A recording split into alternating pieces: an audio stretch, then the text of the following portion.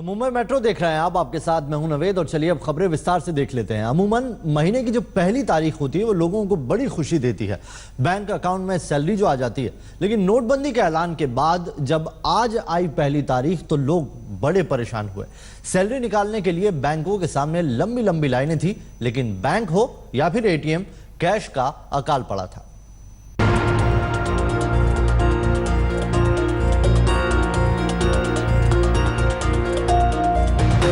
Salary day को लेकर RBI ने दावा किया था कि लोगों को परेशानी नहीं होगी।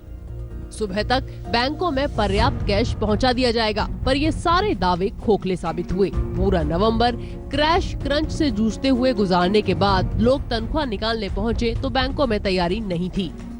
तो ऐसे में भी वहाँ पर काफ़ी सारा लाइन लगाने के बाद भी कम से कम मैं खुद 2 घंटा वहाँ पर रुका था। 9:30 या 10 को वहाँ पर गया था, 12 बजे तो भी हम लोग को कैश नहीं मिला।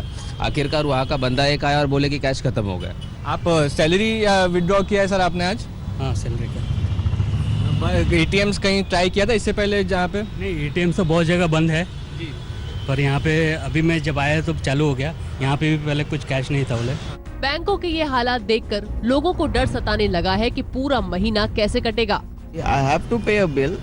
I have my home to take care of. I don't have any money. What I'm supposed to do now? 2,000 की नोट आ रही है। इससे पहले कोई एटीएम में गए थे आप? हाँ जी, अभी मैं एक एटीएम से आ रहा हूँ प्रभा देवी के, ICICI के। वहाँ पे भी बहुत लंबी लाइन लगी हुई है। सिर्फ 500 की नोट चाहते हैं, इसीलिए वो लोग 1,500 और 1,000 ऐसे 2 ट्रांजैक्शन कर रहे हैं ताकि उनको पूरे ट्रांजैक्शन में 500 की नोट ही मिले। और इसीलिए कई जगहों पर 500 की नोट जल्दी भी खत्म हो जाती है। इस वक्त कई तरीके की परेशानियां लोगों को ऐसे ही जूझना पड़ रहा है।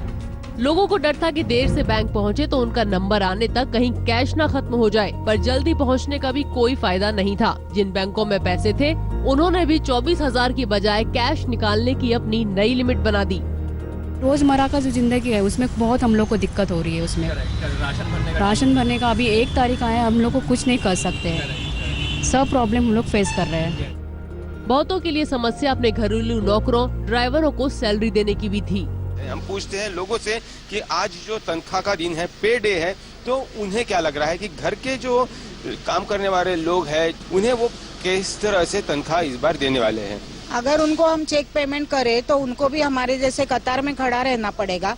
उनको दिन भर काम होता है, वो कब यहाँ आके पैसे निकालने के लिए खड़ा रहेंगे। इस बार आप क्या करने वाले हो? अभी तो सोचा ही नहीं, क्योंकि हमारे हाथ में ही पैसा नहीं है अभी। जिनको चेक चलता है उनको चेक देंगे, और नहीं तो मैं आके रोज ऑलमोस्ट एवरी ऑल्टरनेट डे आके रुक रही हूँ यहाँ पे पैसे निकालने के लिए। जितना मिल रहा है वैसे ही मैनेज कर रहे हैं। तनख्वाह का दिन है, पे डे है, आपको लगता है कि पैसा बैंक में होने के बावजूद भी हम उसे छू नहीं पा रहे, निकाल नहीं पा रहे? हाँ, वो तो है, थोड़ी डिफिकल्टी हो रही है, लेकिन I think with time it will solve. Pune से पंकज खेलकर और मुंबई से मुस्तफा शेख के साथ आज तक ब्यूरो। मुंबई में आज एक गड्ढे ने 7 साल के बच्चे की जान ले ली। इस गड्ढे को बीएमसी के ठेकेदारों ने शौचालय बनाने के लिए खोदा था। महीने भर से गड्ढा ऐसे ही खुला पड़ा था और इसे ढकने का कोई इंतजाम नहीं था।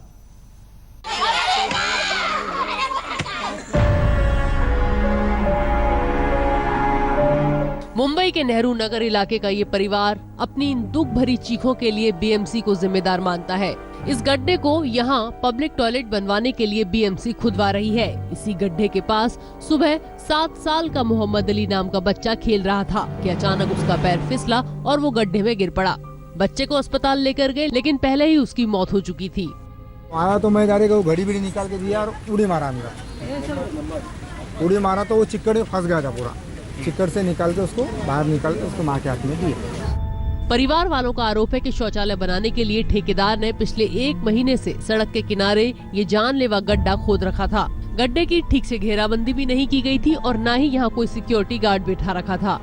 और कुछ नहीं, खाली इधर ना वॉचमैन है ना कुछ है, खाली इधर ऐसा देख के छोड़ के चले गए। हम लोग 2-3 बार बोले इधर कुछ करो, काम जल्दी चालू करो, तो बोलते नहीं अभी होने वाला है, खाली बोल के जाते, कुछ करते भी नहीं आगे जाके। अभी ये हुआ, ये सब इन लोग की लापरवाही की वजह से हुआ है ना। इस मामले में धारा 304A के तहत प्रोजेक्ट इंजीनियर और साइट सुपरवाइजर के खिलाफ मामला दर्ज किया गया है। शौचालय बनाने का काम बीएमसी ने MSB Narayan associate engineer and construction नाम की कंपनी को दे रखा था। मुंबई से एजाज खान के साथ आज तक ब्यूरो। सुपरस्टार सलमान खान सुबह सुबह जब अपने घर से समंदर का नजारा देखना चाहते हैं तो उन्हें बैंडस्टैंड में जो देखना पड़ता है वो किसी का भी मूड दिन भर के लिए खराब कर सकता है। और शायद इसीलिए अपने घर के सामने खुले में शौच करने वालों की शिकायत सलमान ने बीएमसी से की, तो बीएमसी ने सलमान की शिकायत सुनने के साथ उनसे एक मदद भी मांग ली।